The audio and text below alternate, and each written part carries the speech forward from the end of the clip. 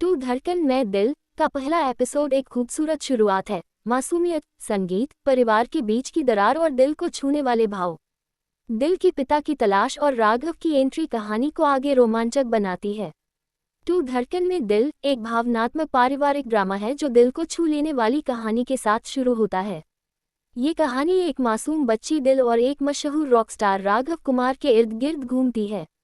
कहानी में दर्द, संगीत, प्यार और उम्मीदें एक साथ जुड़ी हैं। पहला सीन एक छोटी सी लड़की दिल से शुरू होता है। वह 8 साल की है, शरारती लेकिन बेहद समझदार। उसकी आंखों में एक सपना है, अपने खोए हुए पापा को ढूंढ निकालना। दिल स्कूल में हनुमान का किरदार निभा रही होती है।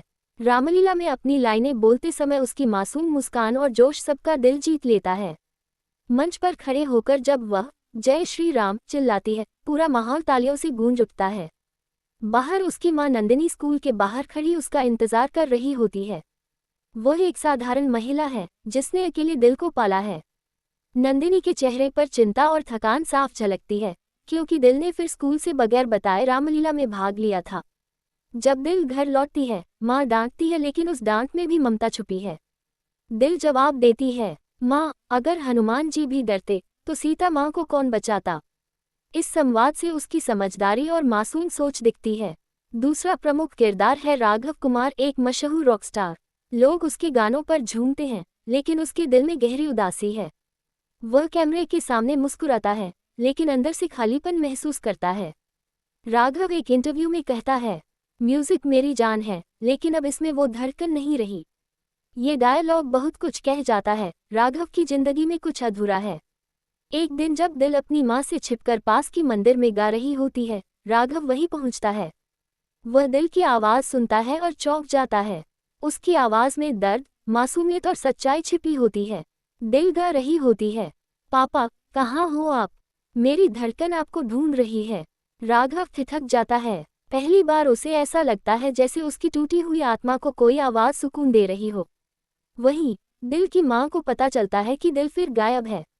वह परेशान होकर ढूंढने लगती है। अब कहानी में एक नया टर्न आता है। दिल के चाचा घर के कागजात और पुराने दस्तावेज छुपा रहे हैं। एक पुरानी तस्वीर में राघव की फोटो दिखाई देती है, जिससे यह इशारा मिलता है कि राघव ही दिल के पिता हो सकते हैं, लेकिन उसे इसकी जानकारी नहीं है। दिल चाचा को ये फोटो छिपाते हुए देख लेती है। वह पूछती है, ये कौन है, क्या ये मेरे पापा हैं?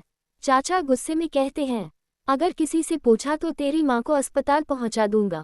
डरी हुई दिल अब चुप है, लेकिन उसका मन ठान लेता है कि वह अपने पापा को ढूंढ निकालेगी। दिल जब भी अकेली होती है, वो गुनगुनाती है। उसकी आवाज पूरे मोहल्ले को सुकून देती है। लोग कहते हैं, इस बच्ची की आवाज में भगवान बसते हैं। राघव भी उसी इलाके में आता है और दूसरी बार दिल को गाते हुए देखता है। वह सोच में पड़ जाता है, इस बच्ची में कुछ तो खास है। एपिसोड के अंत में राघव अपने पुराने नोटबुक्स पलटता है और एक फोटो पाता है, नंदिनी की तस्वीर। वह भावुक हो जाता है। ये दिखाता है कि राघव और नंदिनी का कोई अतीत था, लेकिन वो टूटा हुआ रिश्ता अब बच्ची के जरिए फिर जुड़ने वाला है।